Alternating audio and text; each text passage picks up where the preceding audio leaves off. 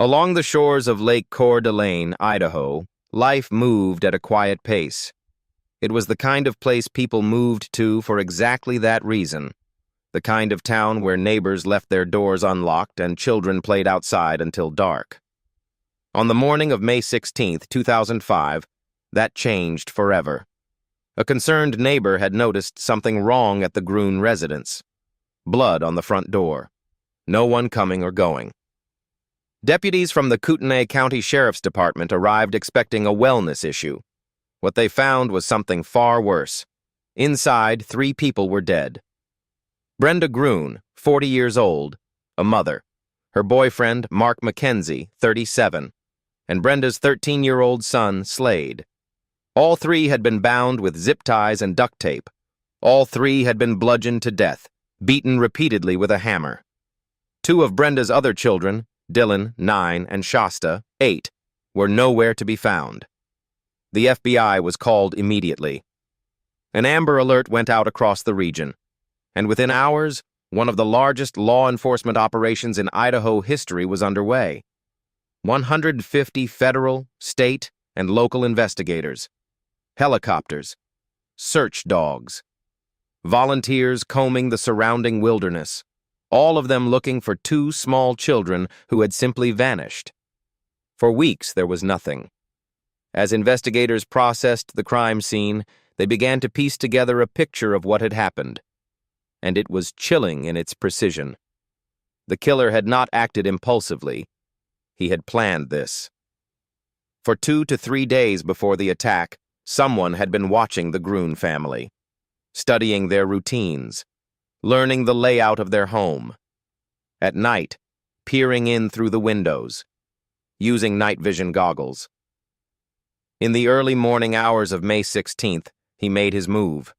He entered through an unlocked back door and found Brenda Groene asleep in the living room. He held a gun to her and ordered her to wake Mark.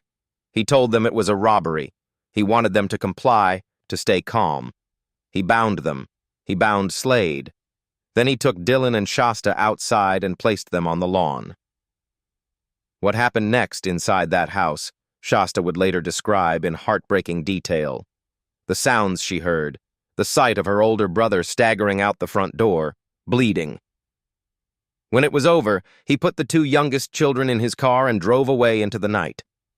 Investigators worked the case around the clock. Forensic teams processed every surface of the home. The FBI's Behavioral Analysis Unit built a profile. Cell phone records were subpoenaed. Witnesses were interviewed. Hundreds of leads were followed. And one by one, they went cold. The weeks stretched on.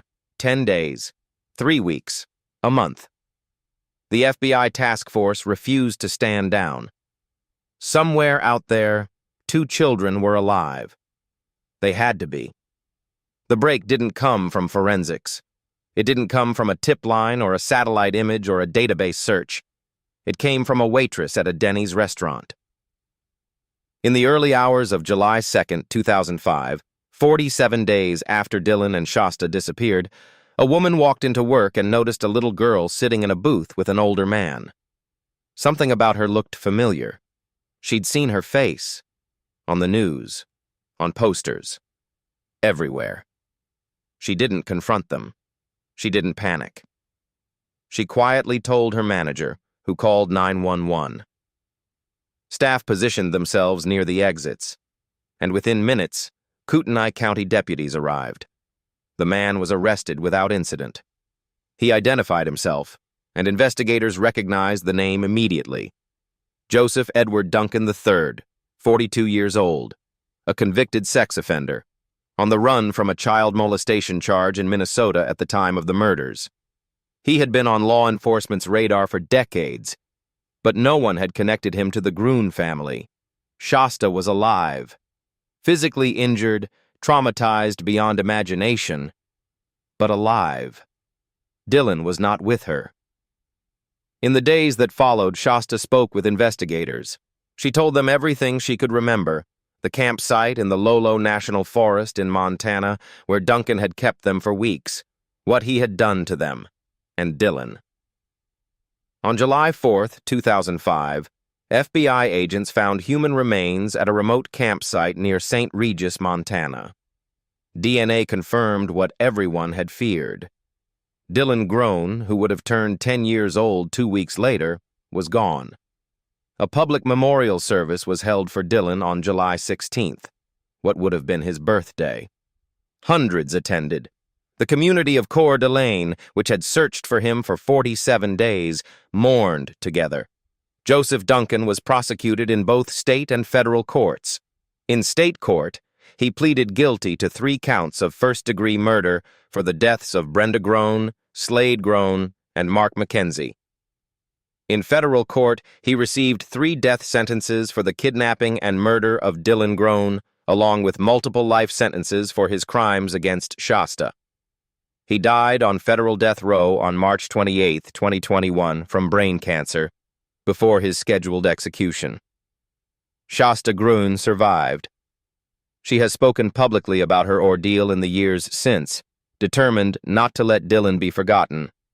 She has advocated for other survivors and has refused to let what happened to her family define the rest of her life. The Groene case changed the way law enforcement approached sex offender registries and interstate cooperation. It exposed critical gaps in how registered sex offenders were tracked across state lines.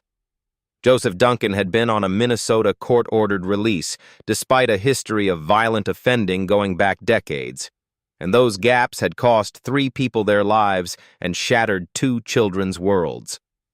The waitress at that Denny's has never been publicly identified. She has never sought recognition. She simply noticed a little girl's face, trusted her instincts, and quietly made a phone call that saved a life. In a case defined by darkness and horror, that quiet act of ordinary courage is what people in Coeur d'Alene still talk about. Sometimes it only takes one person paying attention. If this case stayed with you, please subscribe to Verdict Files. We cover new cases every week, and your support helps us keep telling these stories. Hit the like button, drop a comment with your thoughts, and share this video with someone who follows true crime. Every share brings more attention to cases that deserve it. We'll see you in the next case.